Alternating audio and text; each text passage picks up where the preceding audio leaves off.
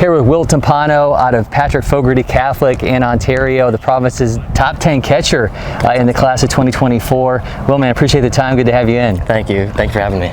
So talk about you behind the plate. I know the scouts really like, the transitions. They talk about some smooth, efficient footwork. If you're self-scouting with the strengths for you as a catcher, what are they? Yeah, definitely my exchange. You've touched on that. I'd never had the strongest arm in the past, so I thought, like, if I'm going to get runners out, I got to do it with my feet and my hands. And on top of that, I'm also a big relationship with my pitchers guy. Like that's something I pride myself on, is my relationship with my pitchers, and I think they could back me up on that as well. They love throwing to me. I love catching them. Yeah, just a big team guy. All right, so you took it in the direction I was already going to go in, because I wanted to know how long it takes you to get to know a pitcher, because we're here in a showcase environment. You've got pitchers that want to go out there and show out. You want to bring out the best of them. How long does that take you to kind of get to know what a guy throws? Yeah, I mean, in a showcase or a couple innings, whatever, it's going to be tough no matter what. But after a bullpen or something, you can kind of get a feel for what he throws, how he throws his stuff, and then a lot of it is just asking him, like, who knows his stuff better than him, right? So, you ask him questions, you figure out what he likes to do, and then you try to work with that. But by the end of today, hopefully I get some chemistry going and hopefully help them and help myself. You're obviously not in a situation here where you're going to necessarily have to go out and calm a guy down in a pressure situation, but in terms of that role of the catching, how do you approach that? How do you learn what one guy needs to hear in a moment as opposed to another? Right. I mean, that comes with a lot of experience as well, like working with your pitchers.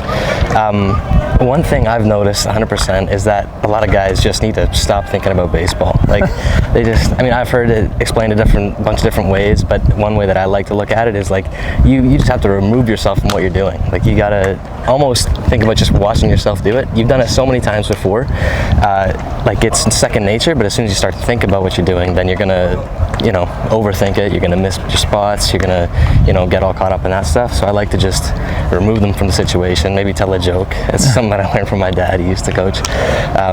But yeah, for other guys, it's different as well. Like some guys just feel like, oh, what am I doing wrong? And I'll just say, hey, just this one thing, and then it fixes it too. But a lot of guys, it's more of the relax, let's get out of the baseball mindset. So you've already graduated valedictorian, by the way. Congratulations on that. You told me you're taking a gap year. What's the recruitment process been like for you, and what's it like to kind of now just be able to, like, all right, I can focus just on baseball here for a minute? It's very different.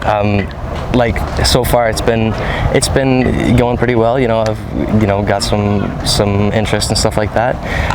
It's a little tougher for me in Canada. Got to get down here, but now it's pretty sick because I gotta just, like, all day I'm just doing baseball stuff or working, trying to make some money.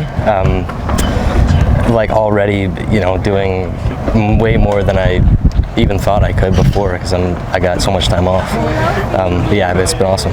So for any coach that may see this, anybody that wants the Will Timpano sales pitch, if you're trying to explain to a program, what are they getting in the player? Hard worker for sure. Like, there's nothing I love more than putting my nose down in the dirt, getting that hard work done for my team.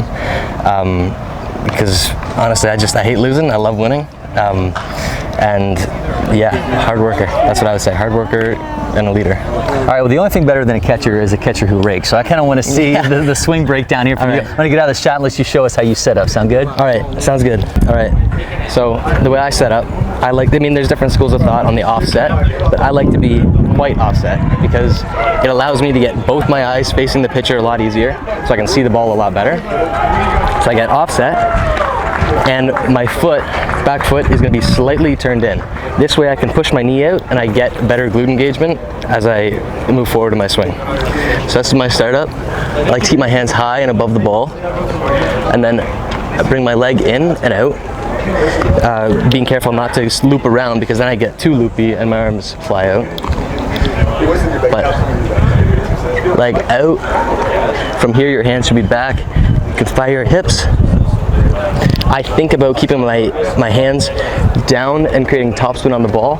What that actually does with my swing is gets me on plane early. So let me go through a little bit of a quicker run. Feeling hip separation. and just again feeling like I'm going down through the ball, make sure I finish, and that's it. Well, man, thank you so much for doing that. I appreciate the time. If you're not already, make sure you follow LakePoint Sports on all our social media channels. Hit that subscribe button on YouTube. You get so many more of the athletes that come here to show out.